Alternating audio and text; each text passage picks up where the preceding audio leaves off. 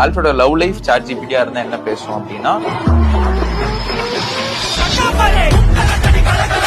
உங்க வாழ்க்கைய ஒரு படமா எடுத்தீங்கன்னா அதுக்கு என்ன பேர் வைப்பீங்க? ஹிஸ்டரி த வேர்ல்ட் அப்படின்னு எழுதணும். ஆனா இஸ் ஸ்டோரி த வேர்ல்ட், அதுதான் வந்து டைட்டில்.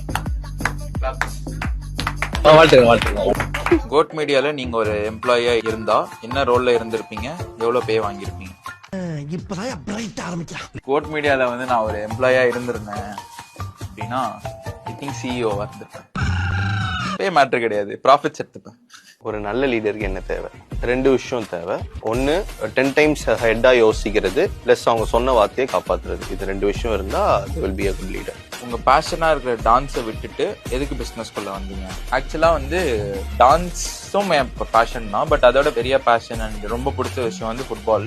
எல்லாருமே பேஷன் ஃபாலோ பண்ணணும் தான், பட் எனக்கு நான் ஆசைப்படுற மாதிரி ஒரு வாழ்க்கை அந்த இடத்துல கிடைக்குமா அப்படின்னு யோசிச்சு பார்க்கும்போது அது கிடைக்காது அப்படின்னு சொல்லி தோணுச்சு. இப்போ நான் பண்ணிட்டு இருக்க விஷயத்த இப்போ அதோட சந்தோஷமா பண்ணிட்டு இருக்கேன். So this is my passion right now. உங்க லைஃப்ல நடந்த ஒரு best incident out side work environment. என்னோட பசங்க வந்து ஸ்டேஜ்ல ஏறி அவார்டு வாங்கினானுங்க, அது என்னோட ஹாப்பி மூமெண்ட். எங்க அம்மா அப்பா 25th anniversary நாங்களே ஃபர்ஸ்ட் எடுத்து பண்ணோம். அது one of the beautiful moment அப்படின்னு நான் சொல்லுவேன். ஆல்ஃபோட சாட் ஜிபிடியா இருந்தா அது என்ன பேசும்? ஆல்ஃபோட லவ் லைஃப் சாட் ஜிபிடியா இருந்தா என்ன பேசும் அப்படின்னா, சாட் லோடிங் அப்படின்ட்டு வந்து அங்கே நினைப்போம்.